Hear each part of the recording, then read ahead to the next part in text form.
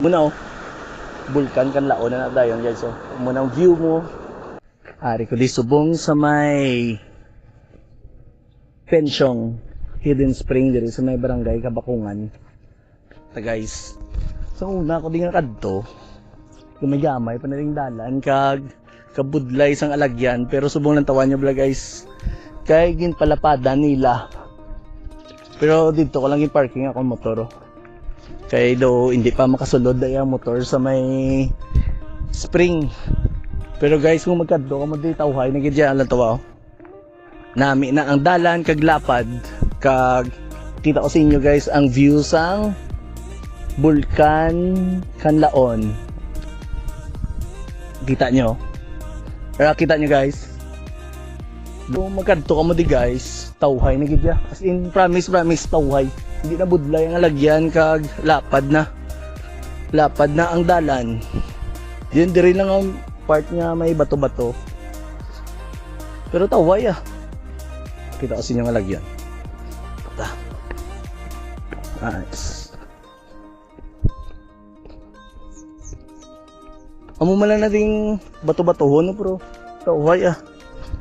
Taway kitalan. Bation ang hunisang tubig. Uy, taway wala tao.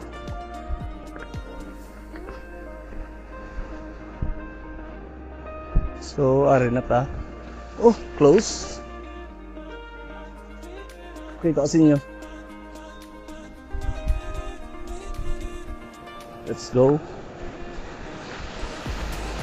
Wala tao.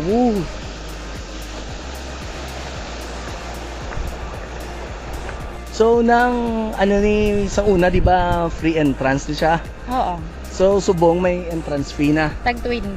20 pesos kung maligo. Eh, barato na na yung 20 pesos siya sa amo niyo.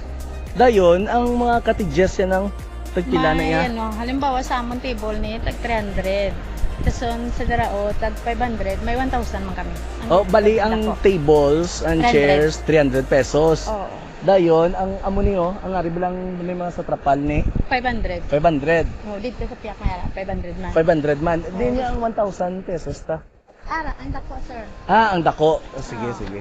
Dayon, nakita ko gaano ka, mag-serve na ka mo coffee, di? Or- Native or ano, 3-in-1, sir. Ay, tood. So guys, pwede ka mo di ka pangapi kung magkadto ka mo di. Dayon, magsulod sila. Ang salakyan Kasulod na ho. makasulod, makapark Oo. dito sa may kampo. Oo, pwede. Damo na daan. Damo naman sa lakyan. Oo, kasulod. Oh, dayon gamay lang ang walking distance ng sulod, lapit lang. Ba ako dito guys. Toy taway di sumong taon sa tubig.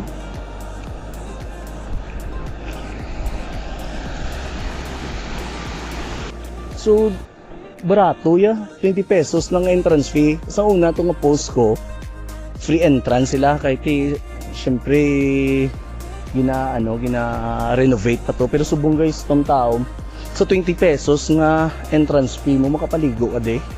Tama na nakabarato. Kag namin man na may entrance fee kay syempre ginasunod man nila ang para sa maintenance. Yung barato sa mga cottage, 500 pesos, 300. So, bako de. Kaga-serve na di sila kape guys kung gusto niyo din yung mga kape. Kita ko sa inyo, mapalupad na di drone para makita niyo kung ano katahom ang Pensyong Hidden Spring.